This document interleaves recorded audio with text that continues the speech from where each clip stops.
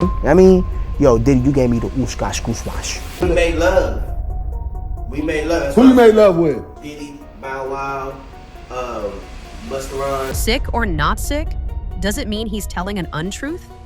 Focusing on his sickness versus whether he's telling the truth is gaslighting?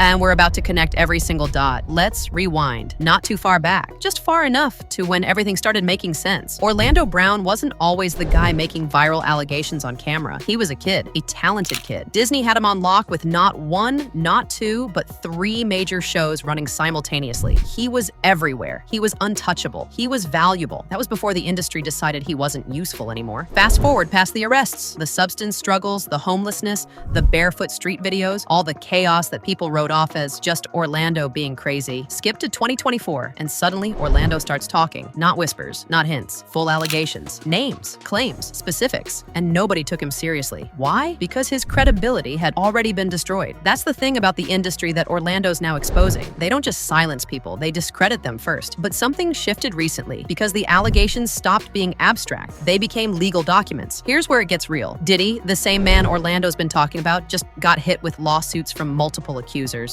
Not women making vague claims, male producers, male employees, men describing encounters that match exactly what Orlando's been saying on camera for months. According to these lawsuits, Diddy allegedly coerced a male producer to arrange encounters with adult workers. Another accuser woke up in bed with sex workers, suspecting his drink was spiked the night before. And the pattern? It's not random, it's systematic, it's deliberate. And Orlando Brown? He's been describing a nearly identical playbook. Now, before we go deeper, we need to talk about why Orlando's allegations are suddenly credible. It's not because he's suddenly become more sane. It's because the behavior he's describing is now matching up with the legal allegations. When a lawsuit mentions coercion, encounters with multiple workers, and suspicious circumstances, and then a man on camera describes the exact same methodology, you have to ask yourself, is he crazy or is he describing a pattern? The bigger question, who else is on the list? Let's talk about the rappers. Orlando didn't hold back. He went on camera and started naming names. He was mad at Diddy because Diddy offered to take him shopping. And he felt like that was only something like you would do for a female. Drake, Usher, Busta Rhymes, Bow Wow, Terrence Howard. And then, in an almost cryptic moment, Orlando mentioned Lucifer as his father. Most people heard that and stopped listening. They thought he lost it right there. But here's what nobody's connecting. The ones who went crazy on Orlando for those allegations, the ones who played defensive, they're the same ones who have everything to lose if he's telling the truth. Let's bring Atlanta back into this. Remember the STD epidemic? The DL culture? Young Thug getting defensive when someone asked him about sex? Lil Baby showing up in booty shorts and constantly pulling them up? These aren't coincidences. I know Young Thug's gay. Hey. I know Young Thug sucks on baby's old crusty dick. Atlanta became the capital of living double lives for a reason, and the music industry, it's been exploiting that. See, the industry doesn't just control artists, it owns their secrets. It uses those secrets to keep them in line. It's psychological warfare dressed up as a record deal. Young Thug got on a podcast and started talking about deception, about how if you're portraying one thing and you're not, you're a deceiver. And he kept emphasizing how he has nothing against that community. Why was he so defensive? Because he knows. He knows what Orlando's saying. He knows what's real in those circles, and he knows that admitting it would cost him everything. If I meet you and you portraying that you a man and you not, I don't got nothing against people. Yeah, no, You know what I'm saying? If you portraying a certain thing, you deceiving.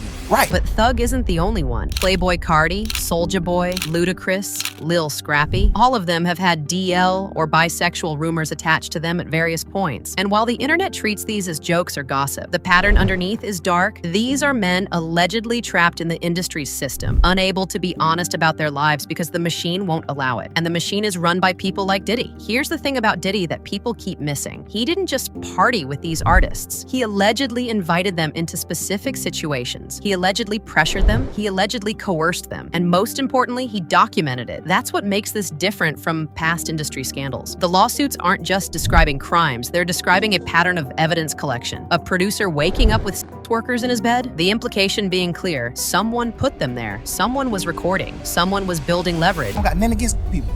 Yeah, no, You know what I'm saying? If you portraying a certain thing, you deceiving. right? Yeah. I can't look at you the same. I ain't mad at you for being. So what? Everybody, whoever think.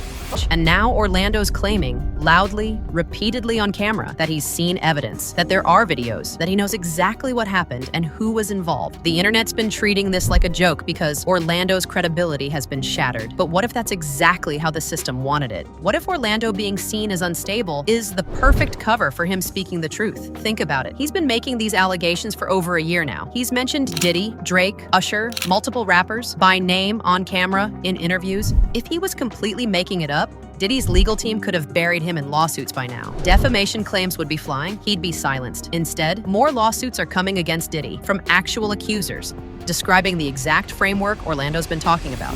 So you got Panda Panda is a secret code for a certain thing. And so when it comes down to that certain thing, what it is you basically have a certain nerve in your rectum. It's not coincidence, that's confirmation. Now, let's connect the Atlanta piece to this, because the DL culture in Atlanta, the double lives, the closeted rappers, that's not random either. The music industry specifically moved artists to Atlanta. It specifically cultivated a scene where hiding was normalized, where being gay was something you did in secret with other industry men behind closed doors. And Diddy? He was one of the architects of that system. Think about all those stories of older industry men taking young artists shopping, inviting them to private parties, offering them opportunities. Young Thug, Lil Baby, Drake, Usher, they all came up through that exact pipeline. They were all vulnerable, they were all talented, and they were all allegedly exposed to predatory behavior. But here's where Orlando's allegations get even darker. He's implying this was organized, that there are people who knew, people who participated, people who stayed silent because the system benefited them. And the reason Orlando's able to make these claims, supposedly with evidence, is because he was inside that system. He experienced it. He saw it from a different angle, maybe a more vulnerable angle. But instead of the industry protecting him, they did what they do with every liability. They destroyed his credibility first. Arrest him for possession. Arrest him for DUI. Let him become homeless. Let him become an addict. Make him look unstable. Make him seem like he's making it all up. By the time he starts talking about what really happened, nobody's listening. He's just crazy Orlando, the guy from That's So Raven who lost it. Except now, Diddy's sitting in a cell facing serious allegations. And those allegations are confirming everything Orlando said. The question everyone's asking now is, what else did Orlando witness? And more importantly, does he have it on video? Because that's the explosive part. That's the part that keeps people up at night in the industry. Not that Orlando said something, but that Orlando might have recorded something. Think about it. If you're a predator in the music industry and you're allegedly doing these things with multiple high-profile artists, what's your insurance? What keeps them quiet? Leverage, recordings, proof that they participated, proof that they were complicit. So if Orlando has videos and he's been hinting that he does, then he has the ultimate leverage against everyone involved. That's why people are suddenly interested. That's why the narrative's shifting from Orlando's crazy to, wait, what does he actually know? Now, we can't confirm whether Orlando actually has videos. We can't confirm the extent of what he's witnessed.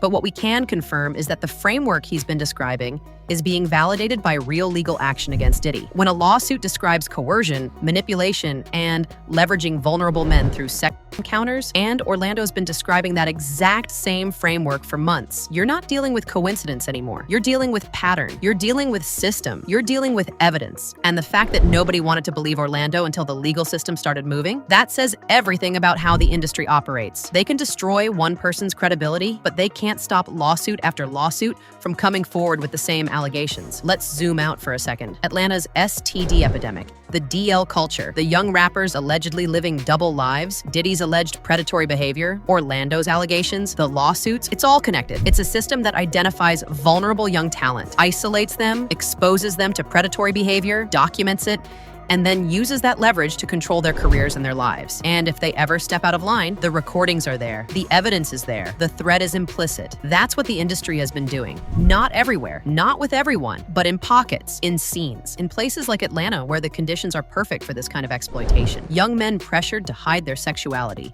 a thriving hip-hop scene that doesn't accept queerness, conservative culture that makes coming out a death sentence for your career, and then predators who exploit exactly that vulnerability. Orlando lived through it. He's been trying to warn us, and now through Diddy's lawsuits, we're finally seeing the framework become undeniable. We made love. Who you made love with? Diddy, Bow Wow, Busta Rhymes. You just told me you see Busta in the airport too. That motherfucker tried to act like he didn't know you. You smashed Drake? No, I never smashed. Oh, you made love to Drake. And But the biggest question remains, what videos does Orlando have? And more specifically, if he does have evidence, why hasn't he released it? Why is he still just talking about it? That threats have been made? That he's being strategic about what he reveals and when? The truth? We probably won't know until one of two things happens. Either Orlando actually releases concrete evidence, or more lawsuits come forward with even more specific allegations that validate what he's been saying. Either way, the narrative has shifted. We're no longer asking, is Orlando crazy? We're asking, what does Orlando know? And that's a massive difference, because if the allegations are true and the pattern is becoming harder to deny, then this isn't just about Diddy. It's about everyone who knew, everyone who participated, everyone who stayed silent. That's the real story. Not just that Diddy allegedly did these things, but that the system was designed to protect people like Diddy. That credibility assassination is a tool the industry uses to silence whistleblowers. That Orlando Brown's instability might not be separate from his credibility. It might be directly caused by his credibility being intentionally destroyed. So what happens next? If Orlando actually has videos, the entire power structure of the music industry could collapse. Not metaphorically, literally. Because it's not just about Diddy anymore. It's about confirming that Drake, Usher, Busta Rhymes, and whoever else was involved, that they all participated in situations they may not have been able to consent to. And if that's on video, if that's documented, then every label, every executive, every industry figure who knew and said nothing becomes complicit. That's why people are suddenly very interested in Orlando Brown. That's why the algorithm is pushing his content. That's why the conspiracy theories are intensifying. Because if he actually has evidence, if he actually has videos, then we're looking at the biggest industry scandal in decades, maybe ever. The question isn't whether Orlando's telling the truth anymore. The question is, how much of the truth does he actually have on film? And when those videos come out, if they ever do, nothing will ever be the same.